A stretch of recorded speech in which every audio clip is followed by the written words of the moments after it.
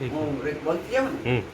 આ શ્રી ગુસાઈજી, પછી ગુસાઈજીના લાલજી, શ્રી ગિરધરજી, ગોવિંદજી, શ્રી બાલકૃષ્ણજી, શ્રી ગોકુલનાથજી, શ્રી રઘુનાથજી, શ્રી યદુનાથજી, શ્રી ઘનશ્યામજી. એમના માથે બિરાજતું શ્રી ગુસાઈજીના માથે બિરાજતું શ્રી નવનીત પ્રિયાજી, શ્રી ગિરધરજીના માથે બિરાજે શ્રી દ્વારકાધીશ, શ્રી ગોવિંદજીના માથે બિરાજે શ્રી વિઠ્ઠલનાથજી, શ્રી બાલકૃષ્ણજીના માથે બિરાજે શ્રી દ્વારકાધીશ, શ્રી ગોકુલનાથજીના માથે બિરાજે શ્રી ગોકુલનાથજી, રઘુનાથજીના માથે બિરાજે શ્રી ગોકુલચંદ્રમાજી, યદુનાથજીના માથે બિરાજે શ્રી બાલકૃષ્ણજી અને ઘનશ્યામજીના માથે બિરાજે શ્રી મદનજી. શ્રી ગુસાઈજી એક અને તો એમના 7 કાજી, ટોટલ થયા 8. 8 દુ 16. પ્રત્યેકની સેવામાં એક સખી, એટલે 8 તરી 24. એ 24 કલાક તો મારા ઠાકોરજીને આ વારમાં જ આવી જાય છે. આઈ હેવ નો ટાઈમ, ફાલતુ બેસ્ટેસ્ટ આઈ હેવ નો ટાઈમ. અચ્છા, હવે આને બંધ કરીએ.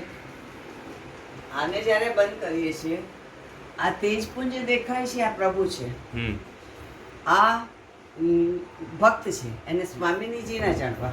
આ ભક્ત છે. કોઈ પણ મનોરથની બિનતી પ્રભુના ચરણારવિંદમાં ધરવી. એટલે મનોરથ એટલે શાકના મનોરથ ને કુંડવાળો, that is a manorath, is not necessary. પણ તમારે કાલે ઠાકોરજીને તમે જગાડો, શિંગાર કરો, ત્યારે એમની કાનમાં વાત નાખો કે આ દીકરો કેનેડા જાય છે, પ્રભુ આપની કૃપાથી, અમે આપની કૃપાથી દિલ્હી જઈએ છીએ, અમે આપની કૃપાથી બ્રજ પરિક્રમા કરશું કે ગિરાજીની પરિક્રમા કરશું, આપની કૃપાથી જે બને. એટલે પહેલાં એના કાનમાં વાત નાખી દેશો ને, એક કાર્ય ક્યાંય નહીં અટકે.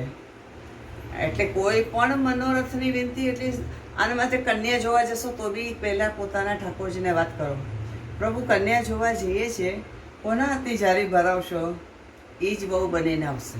સુંદર છે. એટલે પહેલા એને કાનમાં વાત નાખો, તમારે ક્યાંય એકે કાર્ય નહીં અટકે. આપણે ત્યાં કરતા નથી એટલે કોર્ટે ચડીએ જાઓ એમ. એટલે કોઈ પણ મનોરથની બિનતી ઠાકોરજીના ચરણારવિંદમાં ધરીએ તો મહાપ્રભુજી અને ગુસાઈજીની કૃપાથી પ્રભુ નિકટ પધારે. નિકટ પધારે એટલે ખેલે. અજબ પૂર્ણી સાથે આપ ચોપાટ ખેલતા, ખેલ મેં મેલ હૈ. તો મેલને વધારવા માટે ઠાકોરજીને મનાવવા પડે, નહીં તો બાકી જાય તો નથી રમવું. હવે એમને મનાવવા પડતા આ મનુહારના પ્રકાર: એકાંતિક મનુહાર, સામૂહિક મનુહાર, પરસ્પર મનુહાર. આ પ્રભુને મનુહાર કર્યા તો પ્રભુ રીઝ્યા. મનુહાર, રીઝવાર, વિહાર. પ્રભુ રીઝ્યા તો ભક્ત સાથે વિહાર કર્યો. અરે આ ભક્ત સાથે વિહાર કર્યો. આ તો મનાવાના, રીઝાવાના પ્રકાર છે. આ મનુહાર, આ રીઝવાર, આ વિહાર. પ્રભુ રીઝ્યા તો ભક્ત સાથે વિહાર કર્યો. વનમાં વિહાર કરીને પધારે તો વનની સખીએ દર્પણ દેખાડ્યા. વનમાંથી પધાર્યા ભવનમાં, ભવનની સખીએ દર્પણ દેખાડ્યા. ત્યાર પછી પધાર્યા ભોગમાં. ભોગમાં પધાર્યા તો 8 સમા છે, 3 ને 3 6 ને 2 8. 8 સમાના ભક્તોના મનોરથ પૂર્ણ કરતા કરતા ચરણારવિંદમાં સમર્પણ.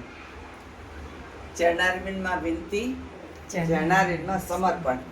तुम्ही से शुरू और तुम्ही पे कहानी.